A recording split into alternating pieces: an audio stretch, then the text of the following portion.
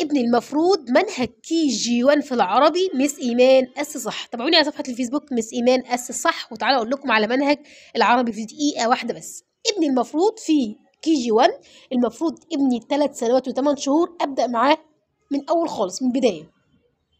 طيب جميل، ابدا معاه ايه يا مس ايمان؟ الشكلات، ودي بنستخدم لها كتاب اسمه كتاب الإيمان في التأسيس المستوى الأول، ده هتلاقوه على صفحة الفيسبوك فيه كل ما تتخيلوه على المستوى الأول. جميل قوي.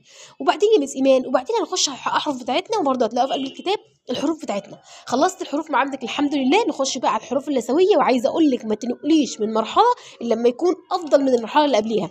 طيب الحروف اللثويه خلصناها الحمد لله، وادينا تمارين كتيره جدا جدا، وخدنا الحروف الشقيه، لو سمحتوا ما تسموهاش شقيه، اسمها قطع. ما حدش يقول رافصه ولا عضاضه ولا الكلام ده كله، اسمها حروف القطع، ده الصح. طيب الحروف المفخمه اللي هي خصه ضغط وقذ، دي برضو بناخدها عادي خالص زي الفل.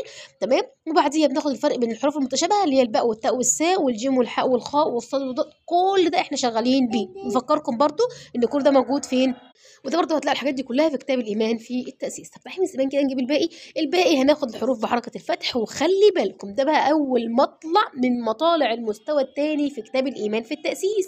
ده المستوى الثاني المفروض أوله بقى الفتح والكلام ده كله، كل ده هتلاقوه على الفيسبوك والكلمات في أول، والحروف في أول الكلمة ووسط الكلمة وآخر الكلمة.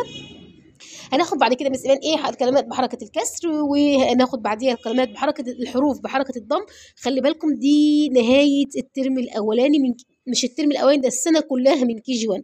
دي كده خلصنا خلاص. الحروف بحركه الضم دي اخر حاجه في المنهج. بس هتبدا هنا بقى ايه؟ هتبدا هنا بقى حروف، ابدا ادي حرفين مع حرفين، فتح مع فتح لو احنا في حركه الفتح، حرفين ثنائي وثلاثي ورباعي ولازما جمل خلاص. وبعد كده في الكسر نفس الحوار، حرفين ثنائي وثلاثي ورباعي ولازما جمل وخلاص. بعد كده ادمج فتح مع كسر، وادمج جمل فيها فتح وفيها كسر، ادمج كلمات، اجيب صور وهو ايه يظبط. خلي بالكم الكتب دي موجوده على الفيسبوك على صفحه مس ايمان اس صح. ده كان باختصار منهج KG1 في العربي من 3 سنوات و8 شهور. عايزه اقول لك في طفل يبدا 3 سنوات و8 شهور، وفي طفل يبدا 4 سنوات.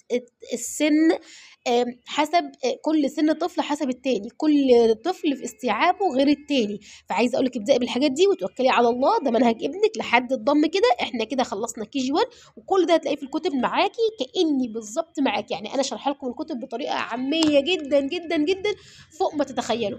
كمان عامله لكم بقى ده ده المحتوى التاني، وكمان عامله لكم بقى ايه، عامله لكم نظام حلو جدا في حته ايه بقى، في حته في حته ان احنا عاملين الكتب بطريقه كأن مس ايمان معاكي في قلب الحصه.